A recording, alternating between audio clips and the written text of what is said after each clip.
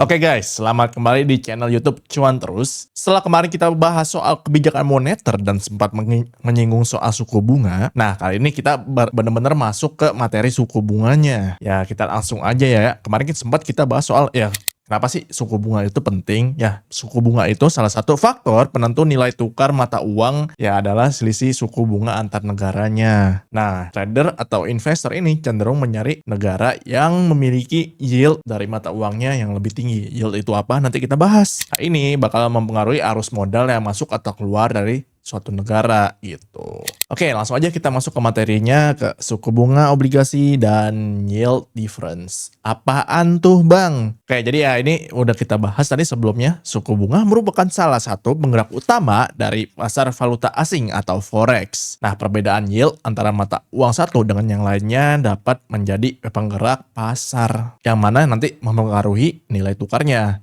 Nah, investor ini tadi seperti dibilang cenderung mencari yield mata uang yang lebih tinggi. Jadi ya arus modalnya bakal masuk ke mata uang tersebut gitu loh ya. Nah, ini kita buat ngukur yieldnya itu biasanya mengukur dengan ya ada namanya suku bunga. Ya suku bunga udah kita jelasin sebelumnya, nggak bakal kita jelasin lengkap di sini. Nah, tapi yang biasa dipakai adalah ada real interest rate atau biasa disebut suku bunga real. Apa sih tuh? Ya ini perbedaannya antara nominal interest rate dan real interest rate. Nominal interest rate itu adalah suku bunga acuan yang ditentukan oleh bank sentral suatu negara. Ini yang biasa kita lihat ya, kayak suku bunga acuan yang ditentuin Fed. Biasanya disebut Federal Funds Rate, atau juga Bank Indonesia ya, suka nerbitin suku bunga acuan juga namanya BI Rate dan lain-lain. Ya itu nominal interest rate. Meanwhile, real interest rate adalah suku bunga suatu negara yang udah dikurangi dengan inflasi negara tersebut. Jadi ini kita benar-benar dapat yieldnya atau imbal hasilnya nih dari perbedaan antara ya suku bunganya dengan inflasinya. Jadi kita bisa dapat nih yield realnya seperti apa gitu. Nah, ini tadi udah dihituin, real interest rate adalah nominal interest rate dikurangin sama inflation rate-nya. Nah, contoh ini kita pakai Indonesia, negara kita tercinta sebagai contohnya. Di bulan Maret 2026 kemarin ya suku bunga kita masih ditahan di angka sekitar 4,75%. Meanwhile, inflasi kita ya turun nih. Inflasi tahunannya bisa dibilang itu inflasi tahunannya sekitar 3,48%. Ini diukurnya dalam CPI ya. Nah, ini kalau kita memakai ini ya untuk menghitung real interest rate-nya ya udah ini tinggal BI rate-nya dikurangin sama inflasinya. Yang berarti ya 4,75% dikurangi dengan 3,48% yang menghasilkan sekitar 1,27%. Nah, itu adalah real interest rate di Indonesia. Itu terbilangnya agak kecil ya. Meskipun sempat nih di ketika zaman Covid sekitaran 2021, 2022 ini bisa kita lihat dulu juga interest rate kita waktu itu kayaknya sekitaran 6% ke atas. Meanwhile ya inflasinya lagi lumayan turun sekitaran 1%. Nah, di situ tuh real interest rate-nya untuk negara kita tinggi banget, makanya sempat ada arus modal masuk ke negara kita kenceng banget ketika zaman itu 2021, 2022, 2023. Ya 2024-nya sampai sekarang ya suku bunganya nurun tapi inflasinya melonjak. Makanya saat ini emang kondisi negara kita emang kurang seksi untuk investor. Ini salah satu ya upaya buat ya cari arus modal masuk ke mata uang negara mana gitu. Ini kita bisa membandingkan ya real interest rate antara negara satu dengan negara lainnya. Nanti kita bahas lagi. Oke, kita lanjut ke inflation expectation dan real yields. Ya ini bisa salah satu ukuran lainnya untuk menentukan arus modalnya masuk ke mata uang negara mana itu kita dengan ekspektasi inflasi. Apa tuh bang? Ya ini bisa dibilang perhitungan alternatif lainnya ketimbang kita langsung pakai real interest rate-nya. Tetap kita melibatkan suku bunga sebagai elemen perhitungannya. Cuma ini agak ada tambahan lagi sedikit. Ya ini kita pakai perhitungan yield atau imbal hasil dari obligasi. Nah, jadi ya untuk kira-kira menghitung ekspektasi dari inflasi suatu negara itu kita bisa memakai perhitungan yield atau imbal hasil dari obligasi yang biasa dikurangin yield dari obligasi yang terkait atau terlindungi oleh inflasi. Itu apa bang? Nanti kita jelasin nih. Jadi ya itu. Nah, jadi perhitungannya seperti ini. Jadi kalau di US sendiri itu ada yang namanya Treasury Inflation Protected Trade Security atau TIPS. Itu bisa dibilang surat hutang negara yang dilindungi dari inflasi. Maksudnya gimana tuh Bang? Ini ya kalian sebelum masuk sini minimal ada gambaran dulu sedikit soal ya basic obligasi, terus ya principal rate itu apa, sama coupon rate itu apa. Tapi ini bakal kita bahas sedikit juga ya sambil ngejelasin soal ini. Jadi kalau di obligasi itu ada namanya principal value sama coupon value atau coupon rate. Apaan tuh maksudnya Bang? Simpelnya gini, principal value itu adalah jumlah uang atau nominal uang yang harus dibayarkan negara atau penerbit surat hutangnya kepada ya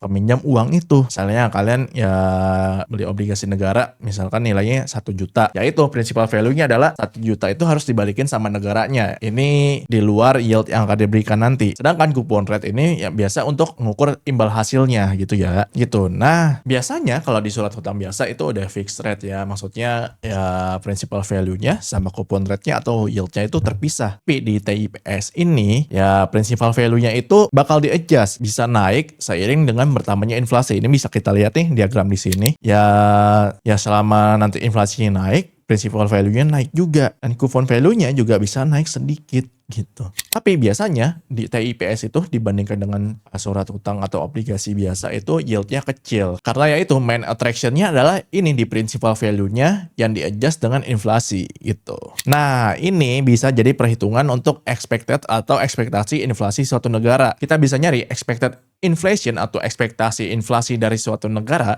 dengan mencari selisih dari yield obligasi biasa dengan obligasi yang dilindungi inflasi tadi. Ini bisa kita lihat juga nih ya. Ini ada namanya break-even inflation. Ya udah, ini adalah selisih atau expected inflation yang didapat dari perhitungan ini tadi. Jadi kita bisa ngeliat nih inflasi yang diekspektasikan terhadap suatu negara gimana. Nah, ini biasa dipakai investor untuk yang mengukur juga apakah mata uang ini cocok untuk diinvestasikan gitu. Ya, ada satu lagi alat ya selain yang disebutkan dua tadi, ada namanya yield curve. Yield curve itu sendiri adalah grafik yang menunjukkan hubungan antara tingkat imbal hasil atau yield dan jangka waktu maturity dari obligasi pemerintah dengan kualitas kredit yang sama. Jadi kita ngelihat kurva atau grafik dari imbal hasil obligasi suatu negara di jangka waktu yang berbeda. Terus kita lihat nih bentuk kurvanya seperti apa. Biasanya bentuk kurvanya itu ada 3. Yang pertama yang normal yield curve. Ini kalau yield dari obligasi jangka pendeknya itu pasti lebih rendah daripada yield obligasi jangka panjangnya. Makanya kurvanya cenderung ya menaik gitu ya. Nah, ini biasanya ini menandakan ya emang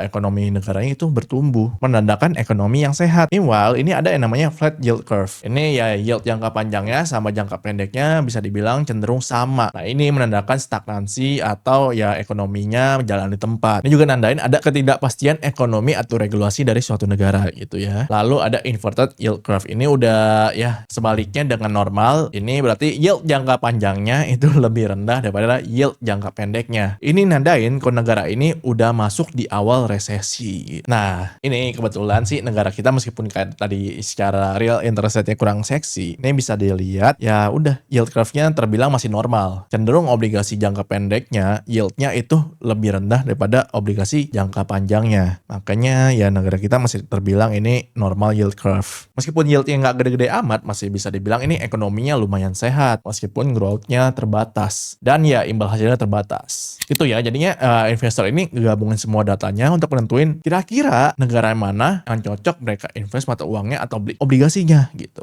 Nah, ini yang terakhir sebagai penentunya. Ya biasanya berdasarkan data yang kita dapat, yang kita lihat dulu yield curve-nya sehat apa enggak, terus juga expected inflation seperti apa, apakah lumayan tinggi nanti di masa depan. Kalau misalkan melihat data kedua ini bisa dibilang ekonominya sudah sehat, maka kita ngelihat adalah yield difference-nya atau perbedaan yield obligasi dari dua negara. Jadi selisih antara obligasi dua negara ini sering jadi patokan utama investor atau juga ya sebagai penggerak utama dari pasar mata uangnya. Tadi seperti dibilang, modalnya bakal cenderung mengalir ke negara yang punya yield-nya tinggi dibanding ke yield-nya rendah. Atau bisa juga ada yang namanya carry trade ya. Ini kita udah biasa bahas, apalagi yang paling terkenal carry trade soal Jepang ya. Nah, kita pakai contoh ya, yield obligasi dari negara Amerika Serikat US dengan yield obligasi dari Jepang. Kita bandingkan nih, kita biasanya makainya ya yield obligasi yang jangka pendek dulu untuk pembandingan ini, biasanya 2 year. Jadi ya udah kita buka aja TradingView US 02Y. Ini yield obligasi tenor 2 tahun untuk negara Amerika Serikat. Nah, terus kita kasih overlay nih. Ya, yield yang Jepang, JP02Y. Terus kita lihat sejauh apa yieldnya beda. Nah, ini bisa kita lihat nih kalau dari sini nih.